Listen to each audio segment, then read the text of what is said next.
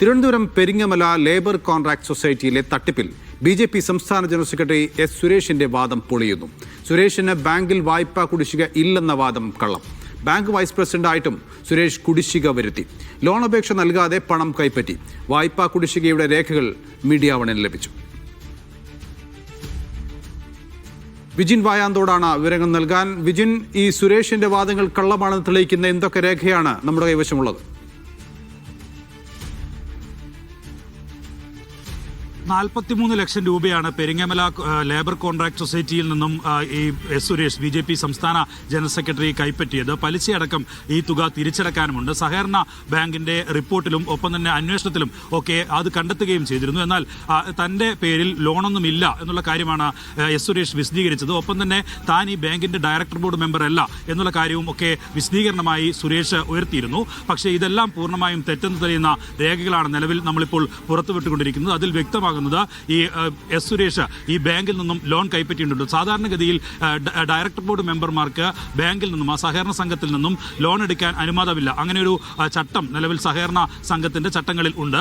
ആ ബാങ്കിന്റെ ഭരണസമിതി അംഗങ്ങൾക്ക് ആർക്കും ആ ബാങ്കിൽ നിന്ന് ലോൺ എടുക്കാൻ പാടില്ല എന്നുള്ളതാണ് ചട്ടം. പക്ഷേ അത് മറികടന്നാണ് ബാങ്ക് ഭരണസമിതിയിലെ അംഗങ്ങളും ഒപ്പം തന്നെ അതിന്റെ ഭാരവാഹികൾ ഉൾപ്പെടെയുള്ളവരും ലോൺ കൈപ്പറ്റിയത്. ഇങ്ങനെ ഈ ഇനത്തിൽ 4.16 കോടി രൂപയാണ് നിലവിൽ സഹകരണ സംഘത്തിന് നഷ്ടമായത്. അത് ഉൾപ്പെടെ തിരിച്ചു പിടിക്കാനുള്ള ഉത്തരവാണ് കഴിഞ്ഞ ദിവസം സഹകരണ വകുപ്പ് തന്നെ ഇറക്കിയത്. അതിൽ വാദമായി എസ് സുരേഷ് ഉയർത്തിയിരുന്നത് തനിക്ക് ഇത്തരത്തിൽ ബാങ്കിൽ ലോണില്ല, ഒപ്പം തന്നെ താൻ ഈ ഭരണസമിതിയിൽ അംഗമല്ല, അതിലെ അന്വേഷണം ഉൾപ്പെടെ ഹൈക്കോടതിയിൽ നിന്നും സ്റ്റേ ചെയ്ത് വാങ്ങിയതാണ് എന്നുള്ള കാര്യം ഒക്കെയാണ് അന്ന് എസ് സുരേഷ് പറഞ്ഞിരുന്നത്. പക്ഷേ ഈ രണ്ട് വാദങ്ങളും തെറ്റാണെന്ന് തെളിയിക്കുന്ന രേഖകളാണ് ഇപ്പോൾ പുറത്തു വന്നിട്ടുള്ളത്.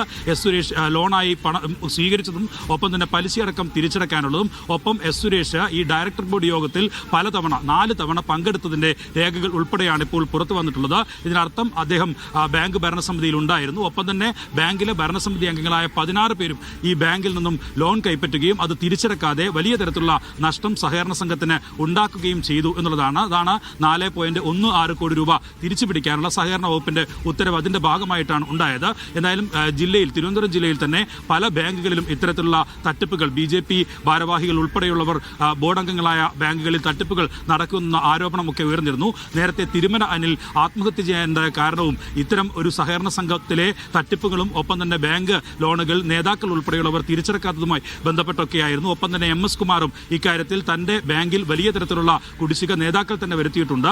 ബി.ജെ.പി. നേതാക്കൾ ഇടപെട്ട് അത് തിരിച്ചടച്ചില്ലെങ്കിൽ തനിക്കും ആത്മഹത്യ ചെയ്യേണ്ടി വരും എന്നുള്ള ഫേസ്ബുക്ക് കുറിപ്പൊക്കെ ഇട്ടിരുന്നു. അങ്ങനെയുള്ള ബാങ്കുകളിലെ വലിയ തരത്തിലുള്ള അഴിമതി ഉൾപ്പെടെ പുറത്തുവരുന്നതിനിടയിലാണ് ഈ എസ് സുരേഷിന് എതിരായ സഹകരണ വകുപ്പിന്റെ നടപടിയും ഉണ്ടായിരുന്നത്. പക്ഷേ അതിനെ പാടെ നിഷേധിക്കുകയായിരുന്നു എസ് സുരേഷ് ചെയ്തത്. എന്നാൽ ഇപ്പോൾ വരുന്ന രേഖകൾ പുറത്തു വരുന്നത് അടിസ്ഥാനത്തിൽ സുരേഷ് ഈ ബാങ്കിൽ ലോൺ എടുത്തിരുന്നു. സുരേഷിന്റെ വാദങ്ങൾ പൂർണ്ണമായും തള്ളുന്ന നിലയിലുള്ള രേഖകളാണ് ഇപ്പോൾ നമ്മൾ പുറത്തു വരുന്നത്. നൗഫൽ. വിജിൻ, കരുവന്നൂർ അടക്കമുള്ള CPIന്റെ നേതൃത്വത്തിലുള്ള സഹകരണ സംഘങ്ങൾക്കെതിരെയും ബാങ്കുകൾക്കെതിരെയും ഒക്കെ കടുത്ത ആരോപണം ഉന്നയിക്കുന്ന പാർട്ടിയാണ് ബി.ജെ.പി. പക്ഷേ ബി.ജെ.പിയിൽ തന്നെ ഇത്തരം സഹകരണ സംഘങ്ങളിൽ അവരുടെ നേതാക്കൾ തന്നെ തട്ടിപ്പ് നടത്തുന്നു എന്നുള്ളതിൻ്റെ വ്യക്തമായ സൂചനകളല്ലേ ഇപ്പോൾ വന്നുകൊണ്ടിരിക്കുന്നത്? നൗഫൽ, തീർച്ചയായും ബി.ജെ.പിയെ സംബന്ധിച്ചിടത്തോളം രാജീവ് ചന്ദ്രശേഖർ കഴിഞ്ഞാൽ ഏറ്റവും പ്രധാനപ്പെട്ട നേതാവാണ് സുരേഷ്. മുൻ തിരുവനന്തപുരം ജില്ലാ പ്രസിഡന്റാണ്. ഒപ്പം തന്നെ ബി.ജെ.പിയുടെ സംഘടനാ ചുമതലകൾ ഉൾപ്പെടെ കൈകാര്യം ചെയ്യുന്ന ജനറൽ സെക്രട്ടറിയാണ് എസ് സുരേഷ്. ആ എസ് സുരേഷാണ് ഇത്തരത്തിൽ ലോൺ എടുക്കുകയും ബാങ്ക് വലിയ തരത്തിലുള്ള പ്രതിസന്ധി നേരിടുകയും അടച്ചുപൂട്ടുന്ന സാഹചര്യത്തിലേക്ക് എത്തുകയും ഒക്കെ ചെയ്ത ഘട്ടത്തിൽ ലോൺ തിരിച്ചടക്കാതെ ആ ബാങ്കിനെ പ്രതിസന്ധിയിലാക്കിയത് എന്നുള്ളതാണ് നിലവിൽ മനസ്സിലാകുന്നത്. അതുകൊണ്ട് തന്നെയാണ് സഹകരണ വകുപ്പ് ഈ തുക തിരിച്ചു പിടിക്കാനുള്ള ഉത്തരവ് നൽകുകയും ചെയ്തത്. ആ സമയത്താണ് സുരേഷ് ഇക്കാര്യത്തിൽ തനിക്ക് ഇതിൽ ബന്ധമില്ല, താൻ ആ ബാങ്കിന്റെ ഭാഗമല്ല, ഒപ്പം തന്നെ ലോൺ കൈപ്പറ്റിയിരുന്നില്ല എന്നുള്ള വാദം ഉയർത്തിയത്. പക്ഷേ അത് പൂർണ്ണമായും പൊളിയുകയാണ്. ഇത്തരത്തിൽ കരുവന്നൂരിന് സമാനമായ രീതിയിൽ തന്നെ കേരളത്തിലെ തന്നെ പ്രധാനപ്പെട്ട ബി.ജെ.പിക്ക് സ്വാധീനമുള്ള ഒരു ജില്ല, അത് തിരുവനന്തപുരം ജില്ലയിലെ പല സഹകരണ സ്ഥാപനങ്ങളും ബി.ജെ.പി. ഭാരവാഹികളായിരുന്ന ആളുകൾ ബാങ്കിന്റെ ഭാരവാഹികളായി നടത്തുന്നുണ്ട്.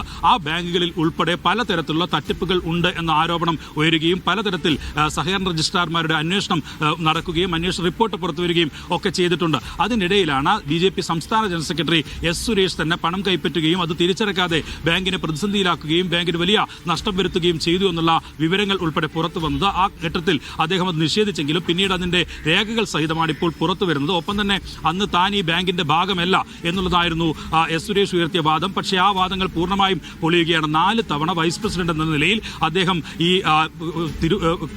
ഈ ബാങ്കിൽ ഈ സഹകരണ സംഘത്തിന്റെ ഡയറക്ടർ ബോർഡ് യോഗത്തിൽ പങ്കെടുക്കുകയും മിനിറ്റ്സിൽ ഒപ്പിടുകയും ചെയ്തതിന്റെ രേഖകളാണ് നിലവിൽ ഇപ്പോൾ പുറത്തു വരുന്നത്. പെരിങ്ങമല ലേബർ കോൺട്രാക്ട് സൊസൈറ്റി എന്ന സഹകരണ സംഘമാണ് വലിയ പ്രതിസന്ധി നേരിടുകയും പിന്നീട് അത് പൂട്ടിപ്പോവുകയും ഒക്കെ ചെയ്തത്. അങ്ങനെയാണ് സഹകരണ വകുപ്പ് ഇതിൽ അന്വേഷണം പ്രഖ്യാപിക്കുകയും തുടർ നടപടി എന്നുള്ള നിലയിൽ പണം തിരികെ പിടിക്കാനുള്ള ഒരു ഉത്തരവ് ഇറക്കുകയും ഒക്കെ ചെയ്തത്. അത് പൂർണ്ണമായും തള്ളിയ BJPയെ സംബന്ധിച്ചിടത്തോളം ഇപ്പോൾ പുറത്തു വന്നിരിക്കുന്ന രേഖകൾ എസ് സുരേഷിനും BJPക്കും വലിയ തിരിച്ചടി ഉണ്ടാക്കുന്നതാണ്. കാരണം തദ്ദേശ തെരഞ്ഞെടുപ്പിന് ദിവസങ്ങൾ മാത്രമാണ് നിലവിൽ ബാക്കിയുള്ളത്. തിരുവന അനിലിന്റെ ആത്മഹത്യ ഇപ്പോഴും അവർക്ക് മേൽ ഒരു വലിയ വാളായി തന്നെ തൂങ്ങിക്കിടക്കുന്നതിനിടയിലാണ് മറ്റൊരു ബാങ്കിന് കൂടി പ്രതിസന്ധിയാക്കിയത് BJPയുടെ സംസ്ഥാന ജനറൽ സെക്രട്ടറിയാണ് എന്നതിന്റെ തെളിവുകൾ ഉൾപ്പെടെ തിരുവനന്തപുരം പെരിങ്ങമല ലേബർ കോൺട്രാക്ട് സൊസൈറ്റിയിലെ തട്ടിപ്പിലാണ് BJP സംസ്ഥാന ജനറൽ സെക്രട്ടറി എസ് സുരേഷിന്റെ തട്ടിപ്പ് വ്യക്തമാകുന്നത്.